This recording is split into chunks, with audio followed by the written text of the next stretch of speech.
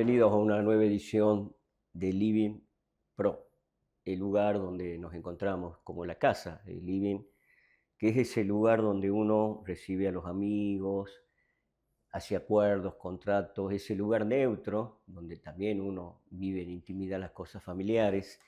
Y este es el living de Procultura, en el que siempre invitamos a alguien que tiene mucho para decir, que hace a los medios, que hace al conocimiento de la problemática de esta ciudad, que se mueve en diferentes ámbitos y que conoce mucho la problemática de esta ciudad.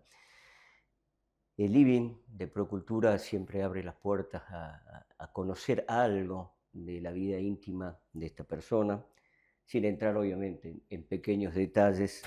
Es una especie de charla más descontracturada, porque en el living uno se saca los zapatos, Claro. ¿o no? ¿Verdad?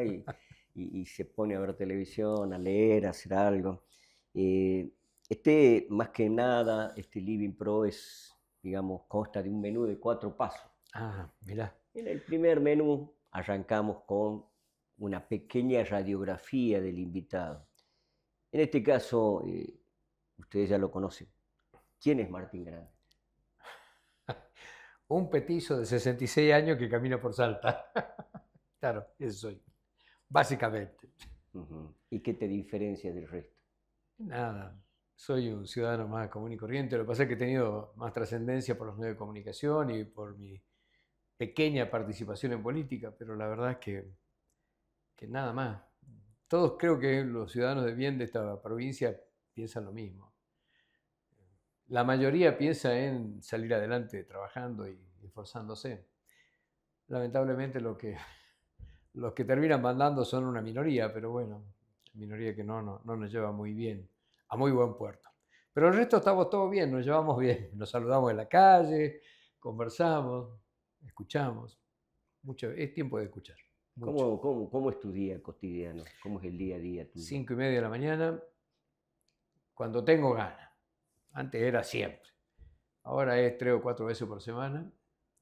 Hago gimnasia, me veo una película con un caminador, tengo mi rutina diaria, estiro muy bien y a las 7 menos 10, 7 menos cuarto ya estoy con las noticias. Ujú. A las 9 salgo al aire hasta las 12. De ahí tengo por lo general una reunión, voy a casa, duermo siesta y tengo 2 o 3 reuniones más a la tarde y termina el día. ¿Pero no te encargas de nada de la casa o sí haces algo en la casa? Sí, preparo la cena todos los días. Siempre. Ah, mira Sí, vos qué bien. 19:15, 19:30 estoy en Pero te casa. gusta, te gusta Ah, cocinar. sí, el mejor momento del día para mí. Ajá. Cocino. Me tapo un vino con mi mujer, cocinamos rico. Para los dos, son dos. Sí, por ahí hay Ujú, alguno de los hijos que bajó de la caldera, ujú. o algún amigo, amiga, y nos acostamos muy temprano, eso sí. Yo Eh, sobre todo, mi mujer que se queda escribiendo a veces hasta la 1 de la sí, mañana, pero yo me acuesto pero vos no temprano. escribís. ¿Ah? ¿Lees? ¿Vos lees o Leo ves mucho, sí. televisión? ¿Qué es lo No, tuyo? leo mucho. ¿Qué estás leyendo ahora? Estoy leyendo el último de Harari, Ujú. Nexus, que Nexus, exacto. me tiene Bien, con los bien. pelos así parados. Claro, claro, claro. Pero es un autor que realmente, mira, son cosas que todo el mundo conoce, pero que no conectamos. Esa es la habilidad que tiene este tipo. Conecta cosas dispersas por el mundo, les da un sentido y te las presenta. Y en el tema este de Nexus, que es la inteligencia artificial, estoy muy preocupado. No, además tiene un libro, 21 lecciones para el siglo XXI, que te lo Sí, recomiendo, que sí. también es una antesala, digamos, análisis de la problemática de época, ¿no? Eh, ¿Para qué te sirve la lectura? Mira, básicamente me relaja, pero también me abre la cabeza. O sea, hay dos formas de tener la cabeza bien abierta al mundo. Una es viajar mucho, cosa que a mí no me da el presupuesto, pero leer es un mundo abierto, es increíble a dónde puedes llegar con un libro, y un libro que te atrapa más todavía. Así que es como tener, qué sé yo, un pasaporte VIP Claro. para viajar por el mundo entero. Vos elegís dónde viajar, a qué época, en la máquina del tiempo, y estar ahí un rato es comprender mejor las cosas de hoy, muchas ¿Vos sos de veces. la escuela pública o de la escuela privada? En la privada, ¿qué te referís? Bueno, ¿dónde te ¿A educaste? ¿De dónde me dónde? eduqué? En todas, En todas. porque nosotros viajábamos mucho de Chile a Argentina.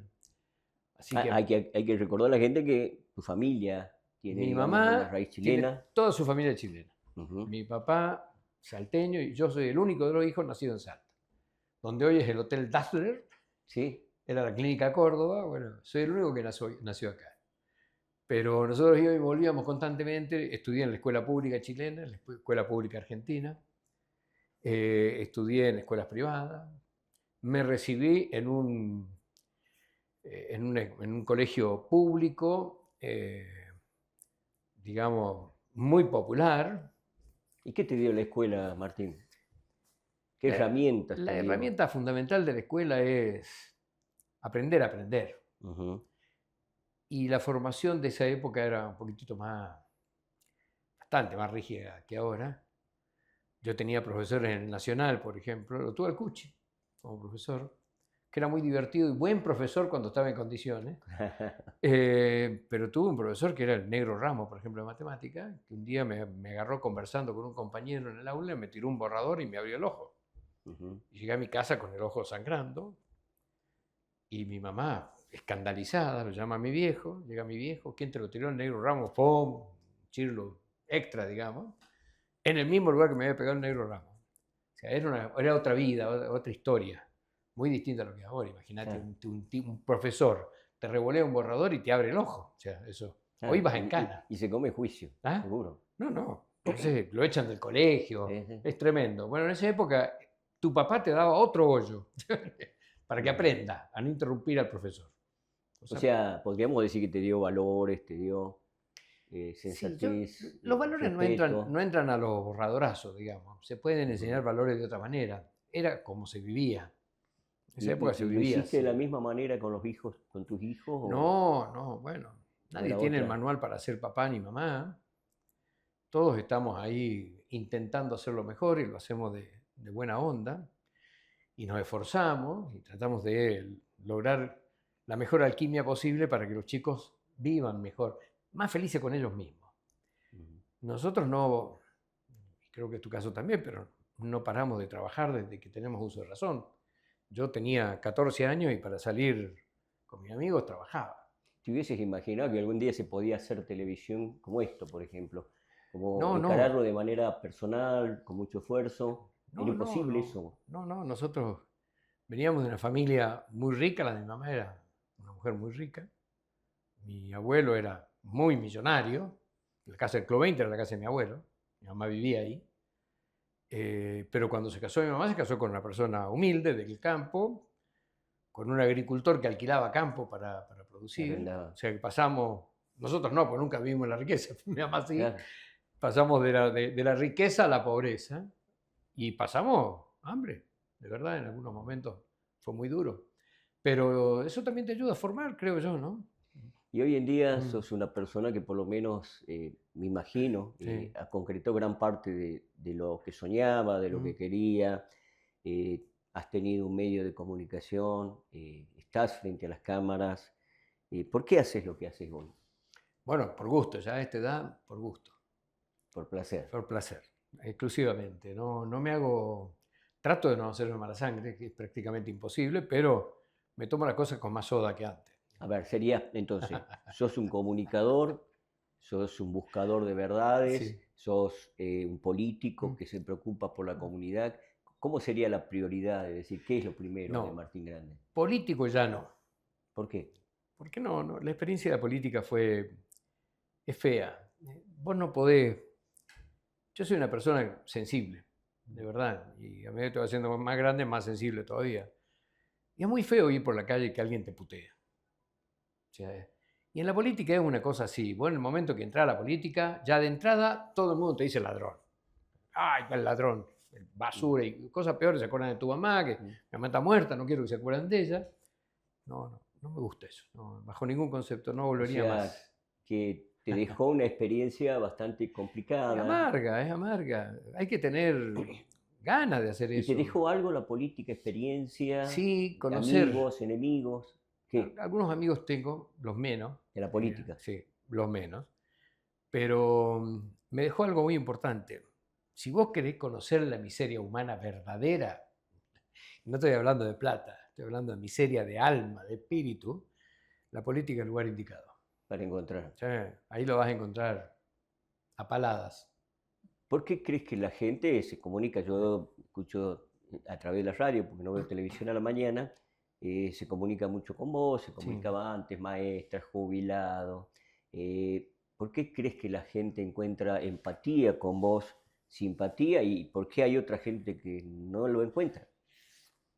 Mirá, eso es algo que yo no te sabría descifrar, pero creo que en todo, en el arte mismo, hay un cuadro que a vos te encanta y a mí no me gusta. Sí, pero el artista está ahí, es artista, y Exacto. lo respetan. Los comunicadores somos igual. O Ujú. sea, hay gente que comunica de una manera, le gusta a uno, qué sé yo, hoy hay un Gordo Dan que te puede no gustar porque es extremadamente grosero todo el tiempo, y hay un Bad Bunny que canta, y hay gente que lo escucha y le gusta. Yo respeto los gustos de cada uno, pero no sé exactamente el por qué. Hay gente que gusta de uno o de otro, eso es una cuestión que yo no he parado de analizar. Sí Ujú. sé que mi público, mi target, como le quieras llamar, es de mayores de 40 años. La otra vez fui a dar una charla a la Católica, fue muy divertido, fui con el rector, un auditorio importante. Bueno, Ujú. chicos, no hace falta que lo presente, dice, acá está Martín Grande. Y los chicos miraron el elemento que había llegado recién con una cara diciendo, ¿y este quién es? ¿Me entendés? No tengo idea quién es este tipo. Tú estudiaste en la Universidad Claro, yo Católica. estudié en la Católica. Y al final yo me di cuenta enseguida, las caras del tipo estaban totalmente desubicados. Le digo, chicos, el rector no entiende que mi público es mayorcito, así que me voy a presentar, y me presenté con ellos. Ujú. De los, no sé, había 60, 70 personas, me conocían dos. Y así, de nombre nomás. ¿Alguna vez tuviste poder Sí, o formaste parte del grupo de poder de las decisiones? ¿Qué se no, siente? no. Decisiones de poder gubernamental, no. El concepto que tengas de poder, poder familiar, poder No, que yo te creo que el respeten. poder, en casa lo compartí siempre con Suni. Creo que mi mujer, ya nos conocemos hace 40 años, tenemos cada uno su papel dentro y tenemos una armonía bastante clara. Y ahí hay mucho poder, y es poder con los hijos al principio, sobre todo cuando recién nos empezás a criar, tenés que armonizar, etcétera, etcétera, no es simple. Y después con la empresa, ¿no? Teníamos 32 familias a cargo, eran 32 personas que cobraban sueldo, y eso es mucho poder y mucha responsabilidad. Así que sí, el que me enseñó mucho al respecto era Carlitos Pastrana, ya fallecido, periodista que trabajó conmigo mucho tiempo, en 3 oportunidades. 3 veces fue Carlitos Pastrana en la empresa y 3 veces volvió. Fue el único que volvió a la empresa después de irse. Pues nosotros teníamos un concepto así, una especie de regla: el que se va no vuelve. Bueno, Carlito yo volvía cuando quería, digamos. Y alguna vez estaba yo compungido, triste, preocupado, teníamos un problema grave con la empresa por un pago que no se había realizado y teníamos cosas que pagar, como todo.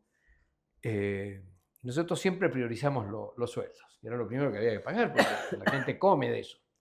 Entonces teníamos un objetivo del 1 al 10 por lo menos, ahí había que pagar todo. Y vino Carlito y yo estaba ahí preocupado, le explico que estaba re preocupado, me dice, mira, esos son los problemas del jefe. Los problemas del... Del jefe. Así que el problema del jefe, vos sos jefe, sí, báncatelo. Tomate un vaso de soda, fíjate cómo lo resolvés, pero no lo comentés con tus empleados. Claro. Porque a nosotros no nos interesa. Vos tenés que cumplir. Y nosotros también. Entonces, nosotros cumplimos con lo nuestro, vos cumplís con lo tuyo. Y no me lo digas a mí porque me haces preocupar a mí al pedo si yo no tengo nada que ver. Claro, claro. Claro, Y, era una buena visión y una claro, enseñanza familiar, digamos. realista, digamos. Claro. Un tipo que le Decime, ¿y tengo el mucha poder confianza. hoy? ¿El Sí. poder por dónde pasa? ¿Por la política? ¿Por la economía? ¿Por la estrategia de ambas cosas a la vez? Está mezclado el poder verdadero en muchas cosas. Eh, Fíjate que mi objetivo como diputado nacional era uno solo. Era ayudar a que la hoja de coca ingrese de manera legal a la Argentina, empaquetada como corresponde, debidamente esterilizada, limpia, para que no anden coqueando cualquier porquería los salteños, los tucumanos, los dueños. Hoy medio país coquea, sobre todo los colectiveros y camioneros. Y trabajé incansablemente con eso. Me reuní con la Embajada de Estados Unidos, fui a la Embajada de Bolivia, fui a Bolivia inclusive. Estuve con la ministra de Seguridad, Burge, en esa época. Tuve varias reuniones con un grupo de asesores. No hubo forma, porque tenemos un montón de tratados internacionales que nos atan las manos. Al final encontramos una salida, la presentamos, bueno, nunca se llevó a buen puerto con el tema, pero un objetivo bastante simple. Era, primero, que la hoja de coca no sea motivo de, no esté manchada con sangre. Hoy se matan por la hoja de Sí. coca. Y nosotros compramos coca en cualquier lado, ¿me entendés? Y coqueamos. Así que había que regularizar eso. Yo lamento que recién ahora he escuchado algunos políticos decir que hay que regularizar el ingreso de hoja de coca. Hace mucho que había que hacerlo y espero que lo hagan. Yo he tenido algunas ideas que... ¿Querés ser un objetivo prioritario, digamos, cuando eras Sí, diputado y eliminar, nacional? y eliminar el Senado. Nosotros somos bicamerales, es un gasto ¿Y qué pasó? tremendo. ¿Falló? ¿Ah? ¿No conseguiste la alianza, los socios Mira, para poder llevar ahí adelante? hay muchos intereses creados y ahí está la economía, como decís vos, el poder económico. La gente que hoy vende coca en Salta tiene un movimiento económico gigantesco. Nosotros hicimos una encuesta con la UNSA. El movimiento en hojas de coca es millonario en dólares por semana. O sea, la encuesta la hizo la UNSA, la dirigió el doctor Iván Rodríguez. Participaron como 60 estudiantes durante más de un mes, yendo a los lugares donde se vendía hoja de coca, preguntando a la salida cuánto habían gastado. Es un movimiento espeluznante de guita y en negro. Eso no se puede permitir. Eso es una locura. Entonces, todo llevaba a todo. Si ordenábamos esto, había más recaudación. Se podía haber quedado ahí un incubadora pyme con la plata que sacaba de la hoja entrada legalmente. Pero bueno, cuando la cabeza es dura, es difícil. ¿Tenés nieto? ¿Ah? ¿Tenés nieto? Uno. Uno. Pero Unito. tenés. Sí, Te cambia el semblante, los nietos sí, sí, por seguramente. supuesto. ¿Qué mundo crees que le estás dejando a tu nieto? ¿Un mundo mejor del que vos recibiste? ¿Un mundo más complicado? No, es más ¿No le complicado. podés dejar un mundo más simple? No. El mundo se complica día a día y la cosa se pone cada vez peor. Y eso es una amargura para un abuelo hoy. El que no lo ve, vos podés estar en el mundo este de la Coca-Cola. No pasa nada, tomamos bebida azucarada con mucho gas, chao. Pero la realidad es que hace mal. Y hay gente que vive pensando en eso, ¿Fracasamos en eso en entonces? la pavada. Yo trato de disfrutar con mi nieto sin pensar mucho en el futuro, pero me hago mucho problema por el futuro. En casa todos tratamos de ver que el futuro sea un poquito mejor, aunque no podamos modificarlo totalmente, poner nuestra cuotita. O sea, tenemos 3 tachos de basura, hacemos compost, tenemos 2 gallinitas que ponen huevos, tratamos de darle lo más sano. O sea, yo hago el dulce de guayaba que a mi nieto le encanta. Lo hago personalmente con la guayaba que cosecho yo, ahí en el barrio hay 2 árboles de guayaba grandes. Se la preparo yo, es bastante difícil, complejo, con azúcar mascabo. Me esfuerzo para que él, lo único dulce que coma sea sanito, lo más sanito posible, y que sea un poquito mejor para él. Y estoy orgulloso de cómo lo están criando porque, mira, tiene 3 años. Nunca en su vida tuvo fiebre. 3 años. La única vez que tuvo fiebre fue cuando le pusieron las vacunas, tenía una pequeña reacción a la vacuna, nunca más. Y cosa que cuando éramos más jóvenes me parecía muy, muy loca, él tomó teta hasta los 2 años y 8 meses. O sea, caminaba, sabía hablar perfectamente bien y le pedía a su mamá teta. Mamá, quiero teta, y se sentaba con su mamá y tomaba teta. Y a mí me parecía una cosa, caramba, ¿es necesario? Sí, ¿no sabés que sí? Esos chicos tienen otra contextura, tienen otra salud. Yo lo veía, me acuerdo en esa época en el Chaco, es muy normal que los pueblos originarios den teta hasta los chicos grandes, bien grandes. Me pareció una costumbre así media terrible, digamos. Y yo cuando la vi con mi nieto y vi los resultados que tienen, a mí me impactó mucho. Pero vos tenés 60 y sos sano, me imagino, ¿no? 66. Bueno, ya pasamos los 60. Claro. No, sí, no tomo ninguna pastilla, nada, sí, soy sano. Bueno, cualquiera puede ser sano. O sea, es tomar una decisión. O sea, moverse, no parar de moverse, comer sano. Todos nos tomamos un vino, pero no tomamos 2 botellas todos los días, ¿me entendés? O sea, hay que buscar un equilibrio. Me encanta la papa frita, pero como una vez cada 15 días. Qué sé yo. Las hago yo. Ah, bueno, es otra cosa. Claro. Estamos llegando más que nada a la última parte de este Ujú. menú de 4 pasos, ya hablamos un poquitito.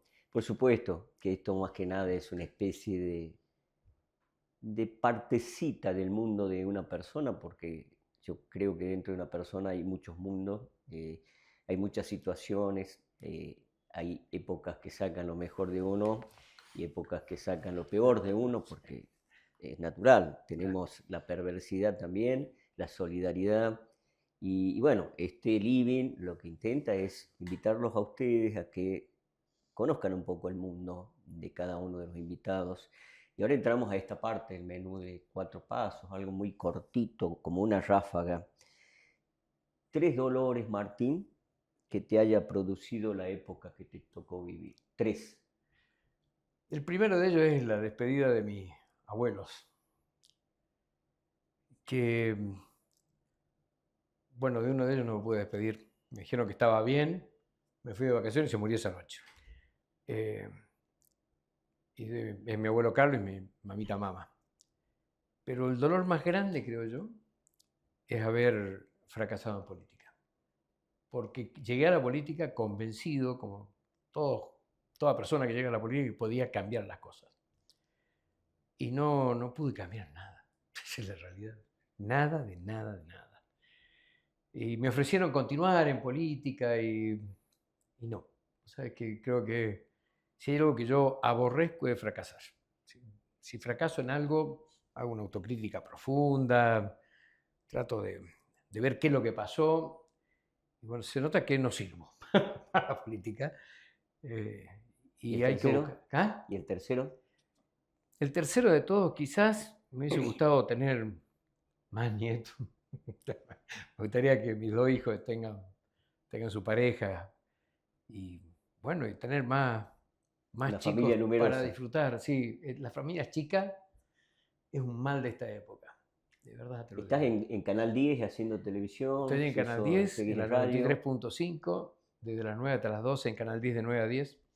Pero si vos me decís 2 dolores, 3 dolores, esos son 3 dolores. Me encantaría tener una familia grande, a pesar de que nosotros éramos 5 nada más, pero me encantaría tener más nietos. ¿Para qué sirve el periodismo hoy, Martín? Mira, ¿Para quién trabaja? yo a estas alturas de la vida me doy un gusto enorme, que es no tener pautas oficiales. Es el gusto más grande que te puedes dar en la vida del periodista. Las pautas oficiales siempre han existido, Siempre condiciona. siempre condicionan. Un poquitito, más, menos, pero siempre condicionan.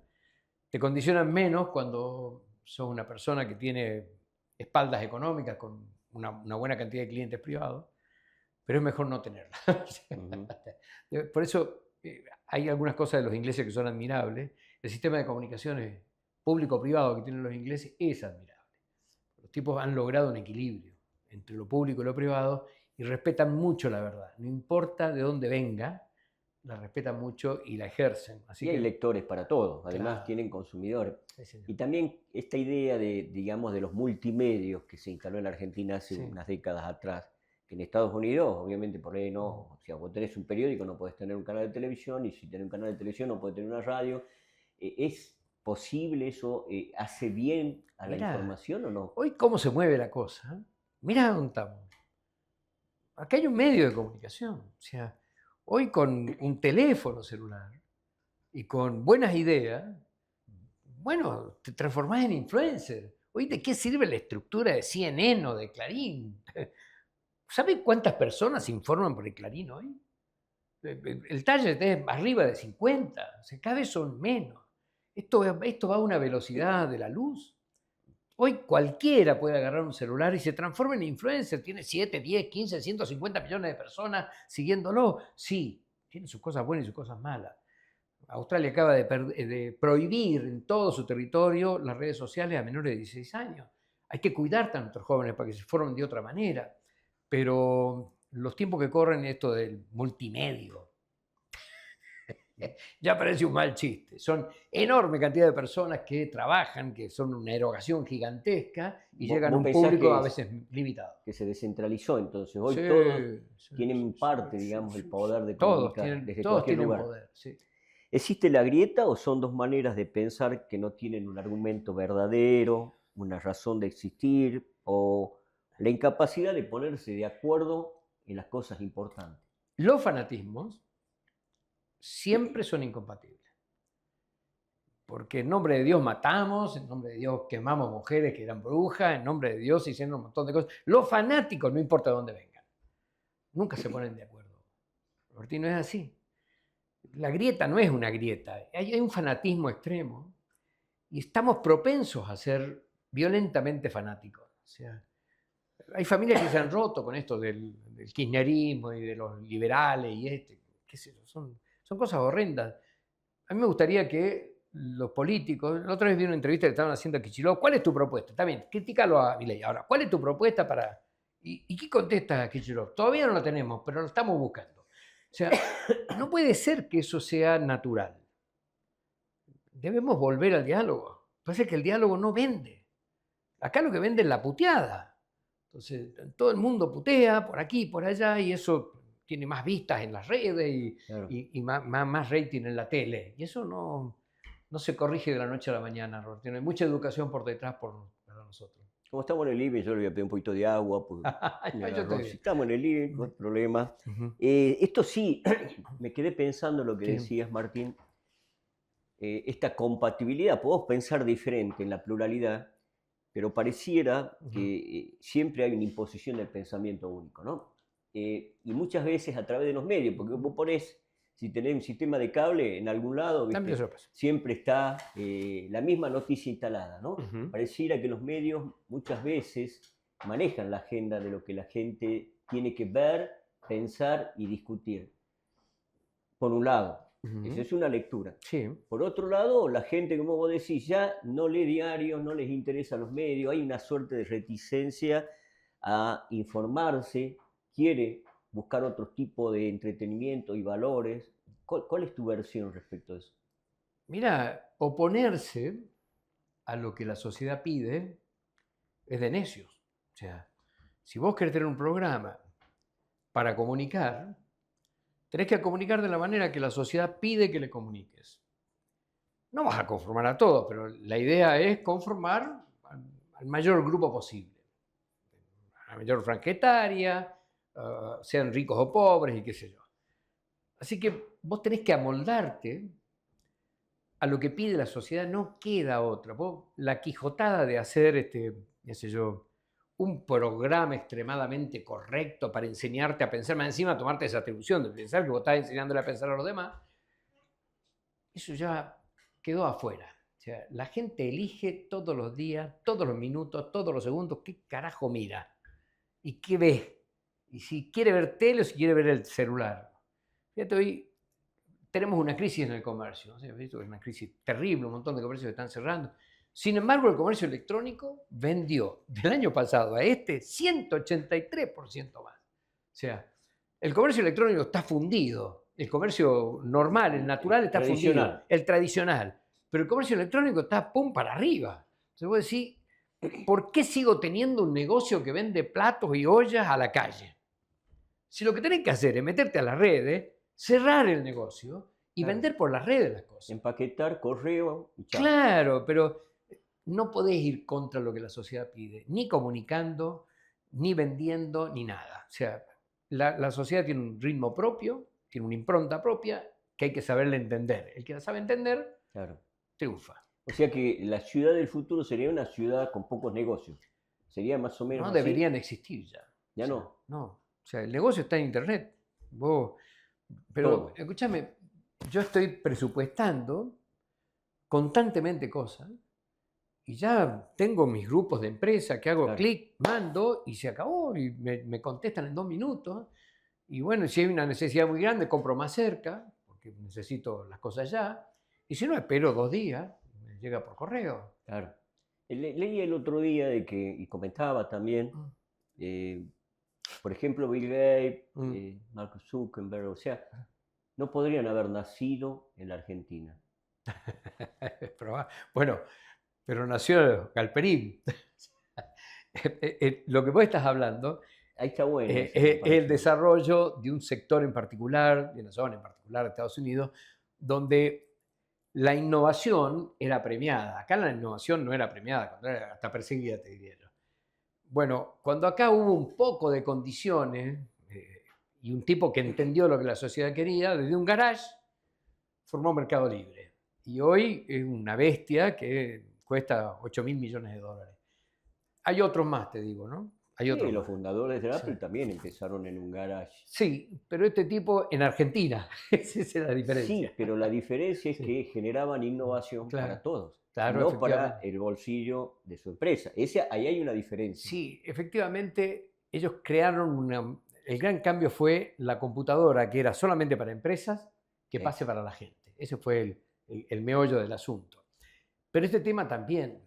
Yo, mira, en mis recorridas de diputado, me encontré con que habían cambiado la tarjeta de todas las escuelas rurales, las técnicas rurales, y la tarjeta esa no la recibía Mercado Libre. Y digo, ¿cuál es el problema? Digo, compren. No, Mercado Libre es el que nos trae las cosas acá. Nosotros pedimos semillas, llegan acá.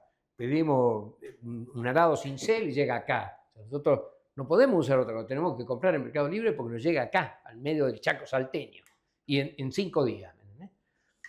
Bueno, por un amigo que tengo que es Garretón, que es tucumano, que fue compañero mío en la Cámara de Diputados 2 años, un tipo millonario por las redes también, fue el que inventó invertir online, me contactó con Galperín.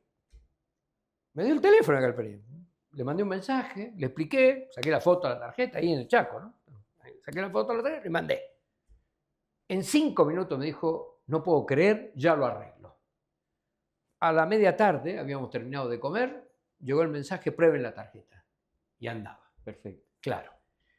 Eso te da una muestra de la importancia de lo que significó Galperín para este país. O sea, Mercado Libre.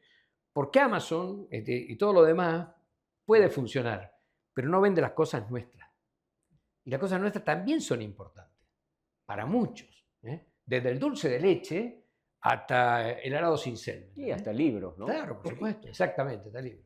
Decime, vos que has viajado mucho, ¿cómo somos los argentinos? Tampoco que digamos mucho. Bueno, pero has tenido la posibilidad Sí, he ido a de Europa, que Estados te Unidos. digan Sí. algo afuera. Sí. Antes éramos insoportables. Ahora, gracias a Dios, ese papel lo ocupan los chilenos. Sí. Donde vos vayas, si hay alguien que sabe más que los demás, ya no es un argentino, es un chileno. Bueno, ¿alguna pregunta? Yo, pues dice, usted está totalmente equivocado. Y ahí empiezan los tipos. Ese éramos nosotros antes, insoportables.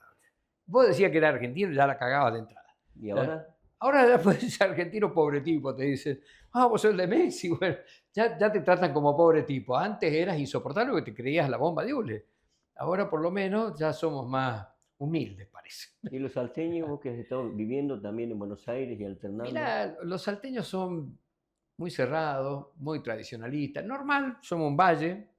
Yo viví mucho en Viña del Mar, Puerto, estamos al lado del paraíso, y ahí la gente es otra cosa. Imagínate, el tipo que está en el puerto, bajan los marineros todos los días con novedades. En esa época, estoy hablando hace 60 años atrás, era vivir conectado con el mundo. Claro. Los chilenos que viven prácticamente todos en el puerto, pues están dispersos a lo largo de una gran costa, tenían un contacto con el mundo que en Salta era impensado. A mí me ofrecieron marihuana cuando tenía 13 años. Te estoy hablando hace 50 años atrás, 53 años atrás. Y yo iba a un colegio muy caro, muy cheto, que pagaba mi abuelo, donde estaban los hijos de los embajadores y qué sé yo, el que ofrecía marihuana en el grupo era el hijo del embajador de Estados Unidos, Mike Lange, todavía me acuerdo. Claro, imagínate, en esa época, marihuana acá, inexistente. ¿Entendés?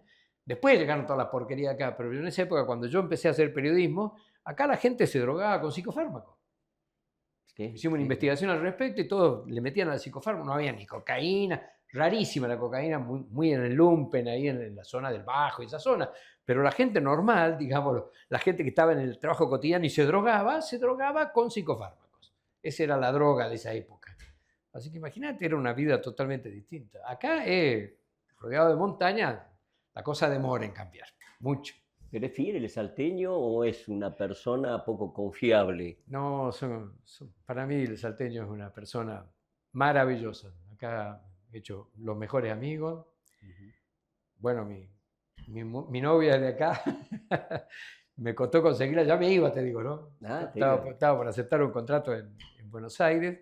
Hacíamos un noticiero en esa época con Canal 11 y no habían recibido contrato a Julio y a mí para que nos vayamos allá a vivir. Y bueno, me encontré con ella. No me encontré, la fui a buscar. Sí, Estabas dudando de irte. no, la verdad que tenía pensado en irme. Un amigo me dijo, mira, yo tengo la chica para vos. Bueno, le dije, bueno, presentámela. No, no, no es para presentarte, le quito tocar el timbre. Toqué el timbre. Claro, con alguna ayuda de que le gustaba, qué sé yo, tuve información privada. Claro, claro. Así que con alguna trampa llegué sin problema. Pero sí, es un lugar, aunque así tradicionalista, lindo para vivir, mucho mejor que Buenos Aires. Buenos Aires es un horror, a mí me parece. No volvería a Buenos Aires ni por todo el oro del mundo. Mirá. Bueno, a mí me queda más que nada agradecerte, Martín, Muchas porque gracias, Robertino. la gente que seguramente te escuchará conocerá algo de tu vida personal. Gracias por abrir esa puerta, sentarte con nosotros en este living.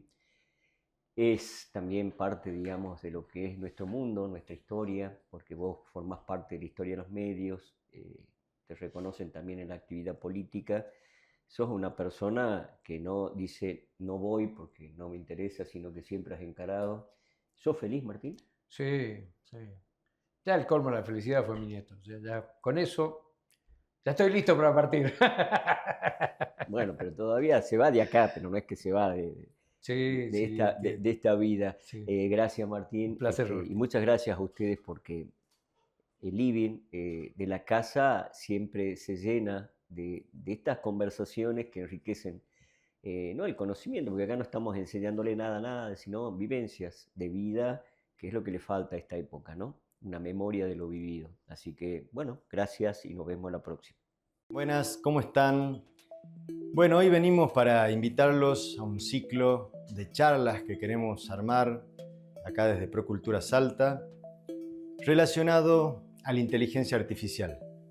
Ustedes saben que este es un tema, bueno, que ya está vigente hoy en día, con el acceso prácticamente ilimitado, por supuesto que aquellos que tengan la posibilidad de abonar un plus van a tener acceso a mayor información que aquellos que no tengan, pero básicamente la IA hoy está disponible para todo el mundo.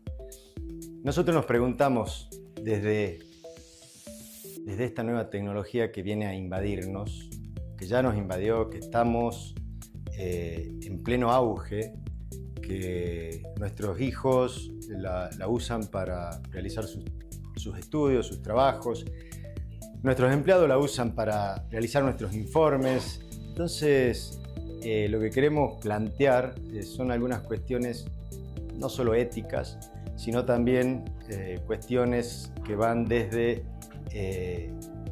el fondo de la cuestión. ¿Qué quiero decir con esto?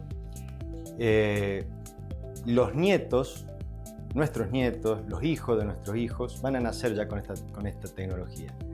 Si nosotros no nos adaptamos, si nuestro sistema educativo no se adapta a estas nuevas tecnologías en forma inmediata, lo que vamos a estar creando posiblemente, y ese es uno de mis temores, es seres humanos vacíos de contenido.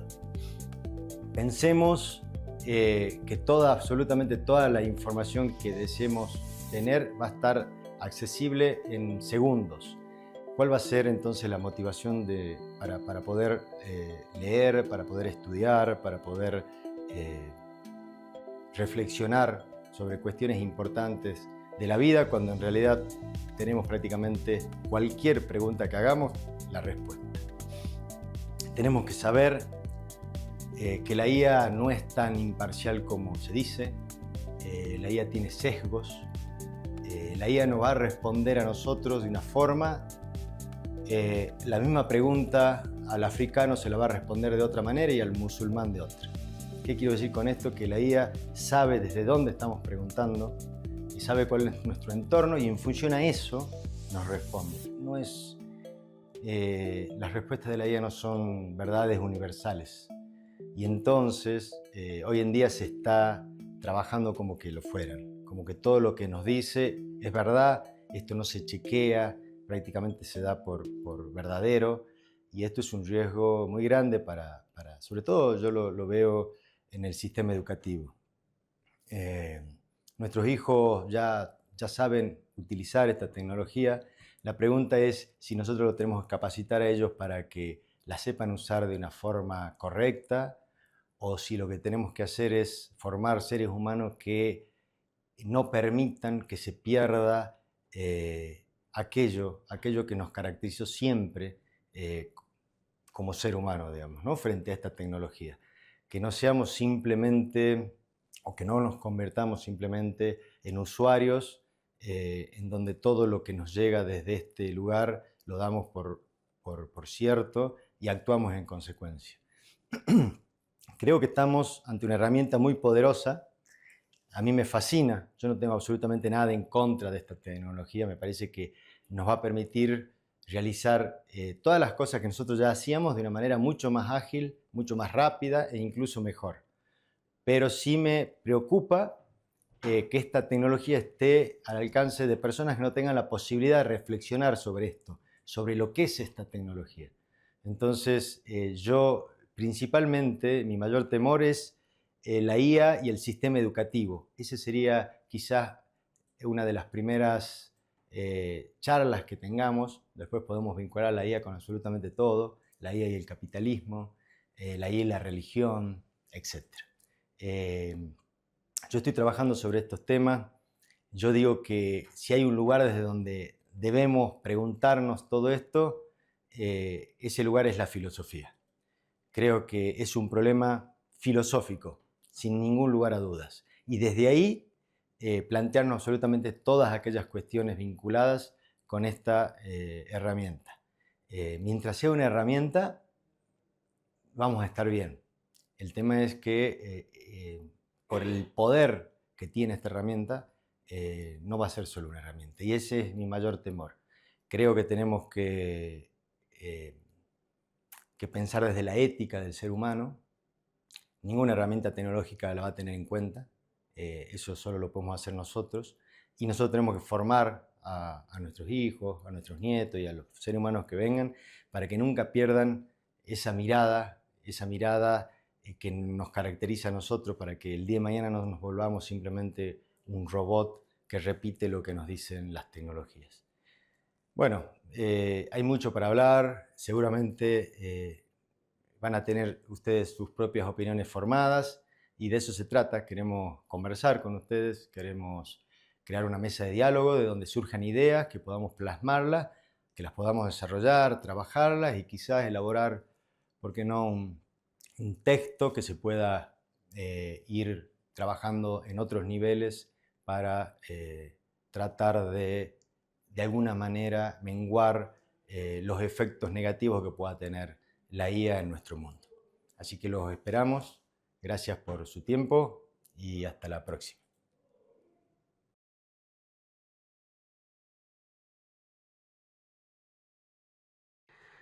Gracias, Susana. Pasó el Día del Niño y sin pena ni gloria vivimos los mismos aprietos de siempre, que regalarle a los niños. Las ocurrencias siempre son algo de tecnología, un teléfono celular, una tableta, si aquellos disponen económicamente de esa posibilidad, un juego, pensando que quizás eso los acerca al futuro, que la tecnología les garantiza el futuro y también la creatividad. Muy pocas veces elegimos para los niños un libro, y eso es una gran verdad. Y si hay algunos que pertenecen obviamente a esa franja chiquita que entra a una librería para el Día del Niño buscando qué regalarle a su hijo, entra en una desorientación, por no decir pánico, porque no conoce mucho los gustos de sus hijos. Y ahí otro de los problemas. Por eso queríamos nosotros tomar partido de estas decisiones y sugerirle uno de los últimos libros del escritor israelí Yuval Harari, dedicado justamente para que pudiera la lectura de los niños después de 9 años tener un entretenimiento mucho más interesante desde la creatividad, desde el sentido y de la responsabilidad que implica la lectura. Este pensador alguna vez afirmó que la ignorancia en sí misma no es demasiado peligrosa, pero si se combina la ignorancia con el poder, es una mezcla tóxica y peligrosa. El libro que sugerimos y que resume justamente el pensamiento de este escritor, un poco de la historia de la humanidad como nunca antes se había contado. El autor, que es Harari, que ya es conocido porque lo sugerimos varias veces acá, como Nexus, como Sapiens, libros que han sido vendidos y traducidos a más de 68 idiomas y ha ocupado las grandes páginas y los rankings desde el New York Times hasta el New Yorker, y libros que mantienen una vigencia aún permanente. En este caso, Imparables pertenece a esa colección que él escribió dedicado a los niños y a los adolescentes. Este es el número 3, se llama Imparables número 3. Cómo pasamos de enemigos a amigos en la historia de la humanidad. ¿Por qué los humanos somos imparables? Esa es, digamos, la invitación de Harari a la lectura, y la respuesta justamente a esta pregunta es una de las historias más extrañas y fascinantes que se haya leído nunca, dice Harari. Es nuestra historia, es la historia de la humanidad, de cómo pasamos de ser enemigos, y arranca de la vieja Grecia, Roma, la formación de los grandes imperios, hasta el día de hoy. Cómo pasamos de ser enemigos a convivir como sociedad y llevarnos bien, entre comillas, pese a todas las diferencias que hoy en día existen. Pero la historia de la humanidad atraviesa diferentes ciclos y a la larga recupera una suerte de armonía nuevamente, porque las crisis siempre nos enseñan algo. ¿Cómo es posible, dice Harari, que dos personas que son muy distintas entre sí puedan cooperar, incluso llegar a forjar una amistad? ¿Cómo se explica que nuestros antepasados fueran extranjeros en algún momento y que gradualmente se hayan convertido en las personas que conocimos y que conocemos?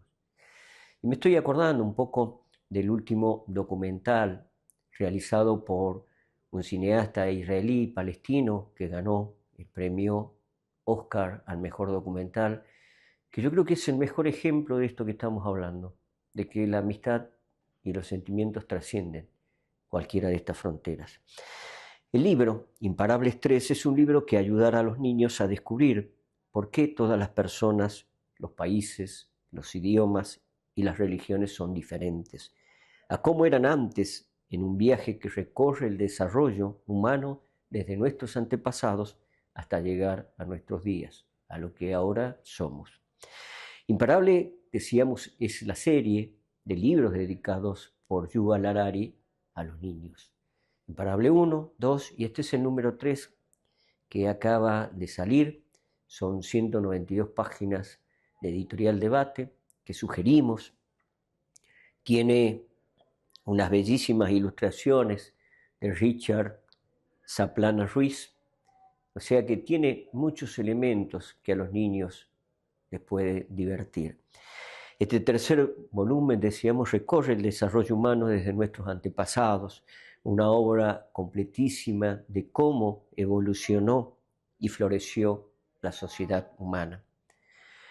Este libro también nos ayuda a entender los cambios, las transformaciones, a descubrir por qué todas las personas, los países y los idiomas diferentes pueden llegar a convivir un día. Yuval Noah Harari nos invita en este nuevo libro dedicado a los niños que nosotros decíamos qué bueno sería que el Día del Niño a alguien pudiese regalarle a su hijo o a su hija, obviamente, un libro dedicado de un escritor y de un pensador que ha dedicado este libro para ellos. Imparables, número 3, de Noah Harari, Yuval Noah Harari, este escritor israelí nacido en Haifa y promotor de muchas de las fundaciones dedicadas a la protección y a la creatividad de los niños y que trabaja fervientemente en pro de esta solidaria ayuda para ellos.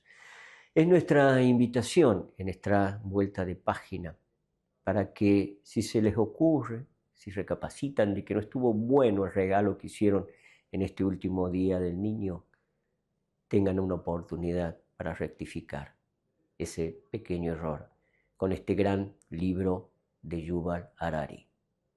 Muchas gracias.